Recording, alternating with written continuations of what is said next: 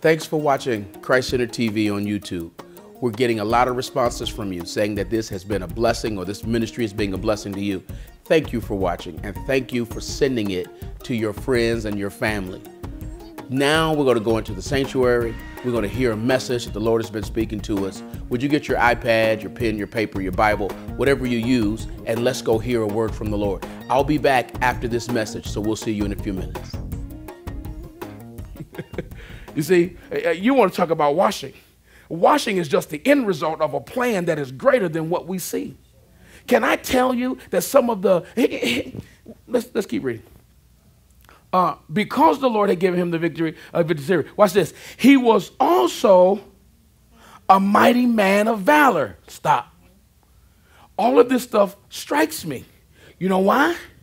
Because he is the only Gentile in the Old Testament that was given the title mighty man of valor. There's Gideon, Japheth, you understand? These guys are guys of the household of faith.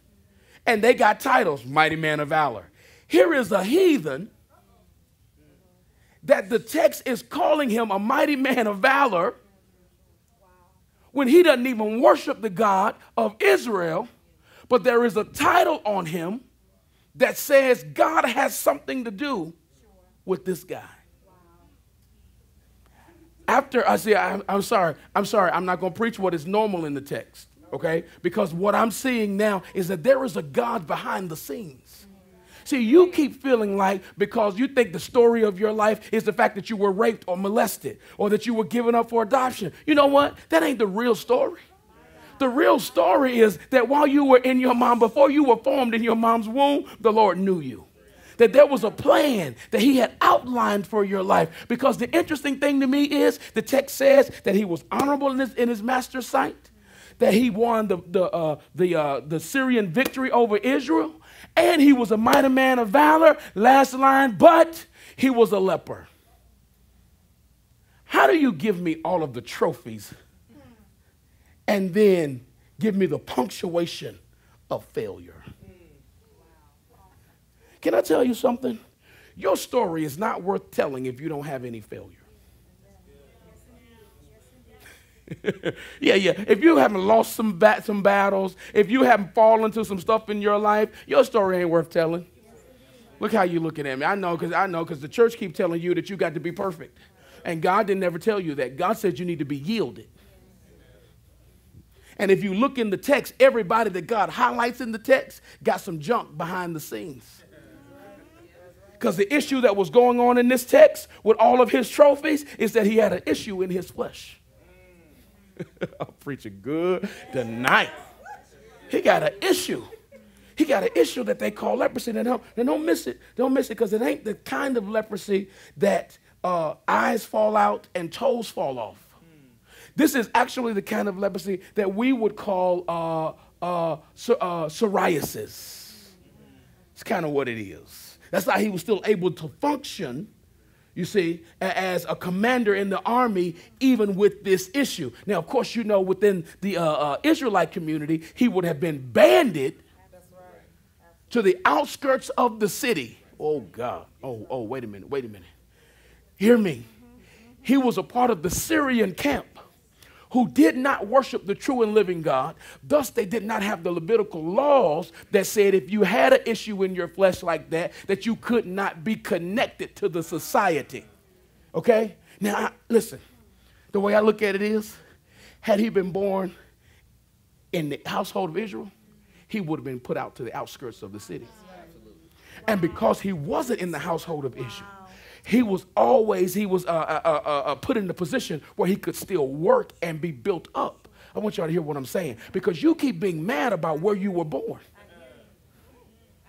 You keep having issues about what your daddy was and I don't even know who my daddy is, and I don't even see why the Lord would let me be born that way. Because if you wasn't born that way, you might have been born to a group of people that because of the issues you have would have put you away. But God said, I can't have you put away because I need you.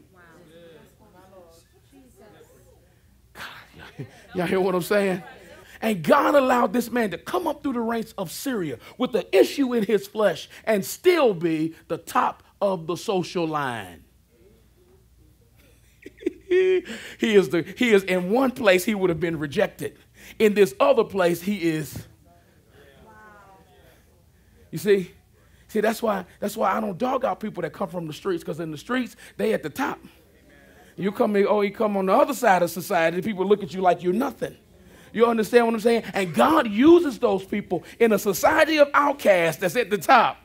You're not hearing what I'm saying? And he uses those people, arrests those people, and bring them to a place where he can use them. Why? Because behind the scenes, there is a plan.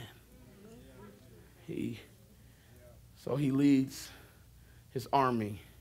And in the midst of leading his army, they go down and they bring this little girl back, who is now their prisoner. She is, the text says, captive. And she is serving Naaman's wife.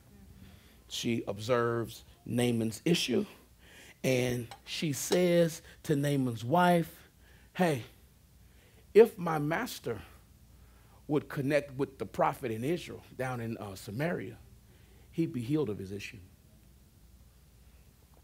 Now, who is this girl? If you really look at the text, examine this text, they only call two names in the whole text. One being Elisha, the other being Naaman. They are not the only characters in the text, but they are the principal characters. However, these principal characters will never meet unless it was for somebody who did not have a name. She did not have a name, but she did serve a purpose. God, I'm preaching good tonight. I'm going to buy this CD. Because some of y'all worried about being at the top and hanging out with all these people, and I got to be in the clique and the in crowd. Let me tell you something. Your name does not matter as long as you serve your purpose. You understand what I'm saying? There was a healing that was brought to this man because this no-name girl served her purpose. Well, what was her purpose? Her purpose was to be a witness. What? In captivity, she was a witness. Here's my question. In the captive places of your life where you feel like you're bound, where you feel like I'm not free, I can't do my own thing, this stuff got me locked down, can you still be a witness while you're on lockdown? She came, come on now, this is an Israelite girl, so most likely there was a family somewhere that had raised her in the fear and admonition of Yahweh. And they're now in pain because she has been kidnapped, made slave to the people that beat us down. This is traumatizing to me. Why? Because this girl, who was probably raised in a good old Jewish family, observed all the laws. She's kidnapped, made slave, and God's hand is behind this. What happens when the hard places of your life, you find out that God had something to do with it? Could it be that the heaviest season of your life, the stuff that you thought was going to take your life out, God was back there behind. He was down in the orchestra pit doing this right here. He said, yeah. I know she's crying. I know he's hurt. I know he's thinking about suicide. I know he's just lost everything, but that's okay. I want you guys to play right here. Make it strong. Make it intense because I got my hand on it. It is the same God who spoke over nothing and created something. It is the same God who took what is called a cacophony and made a symphony. It is the same God that's orchestrating a no-name but purposeful girl that brought healing to a man. This is the God that we serve. I'm sorry that we paint this picture that God is this big Santa Claus, and that he gives you what you want. He may not come when you want him, but he's right on time. But here's the issue. He's on time, but what he brings is something I don't want. What happens when he comes in on time with something I didn't ask for? What happens when he comes in on time for something that does not seem good for my life? What happens when he God, I feel God in the room. What happens when he comes in right on time, but what he brings marginalizes me, binds me. He comes in on time, but what you bringing? He says, I'm bringing my baton because the symphony of your life, I'm orchestrating something that you can't see right now. And what seems like pain in your life is really something that I am putting texture. Yes, it's what we call text painting in singing. It is when you sing, you have to sing in a way that people not just hear the words, but they can see the picture. God says, I want to do some of that in your life, that they just not hear what you say, but they can see me on the canvas of your life, even in the hard times. He got this girl who's been kidnapped from her people, and she's serving. And this is how I know she's a servant, because she still cares about people.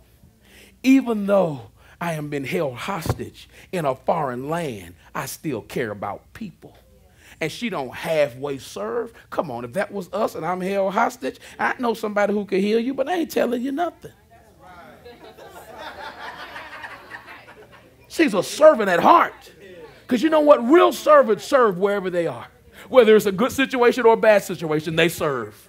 Real servant, whether I like you or I don't like you, I still serve. You understand? Real servants. Real servants in the midst of a situation going to serve. And she stepped up to the plate and she says, hey, lady, if my master would hook up with this prophet, he going to be healed. I just take some issue with all of that, because how she know? How she know that Elisha was going to do it? You know what I'm saying? Elisha didn't always do it. Elisha did. There were times when the king had come to him and said, hey, I need you to speak. He's like, hey, got time for that today. He didn't always step up. How did she know? See, because it was a part of the plan of God. You see what I'm saying? Everything, you got to understand this, that everything that happens, I'm learning this more and more, it's a part of the plan of God.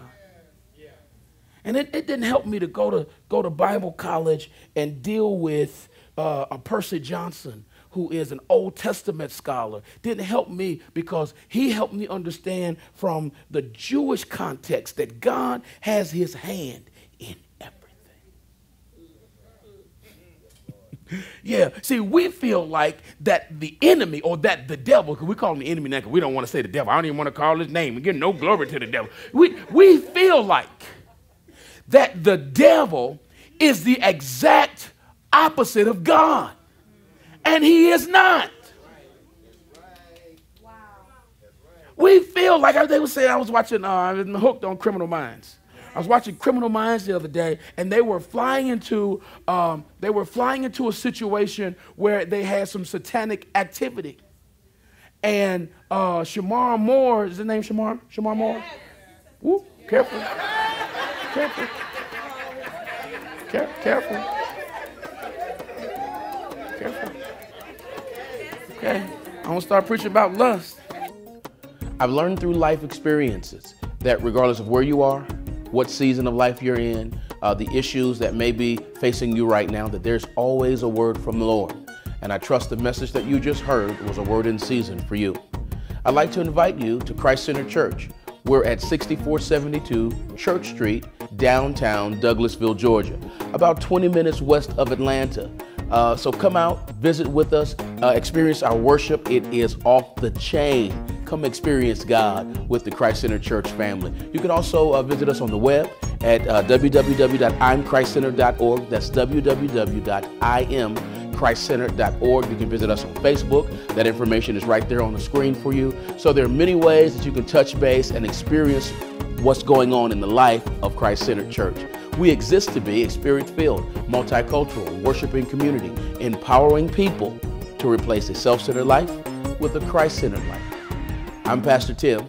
You're watching Christ Center TV on YouTube. I want you to be encouraged, and remember, be Christ-centered.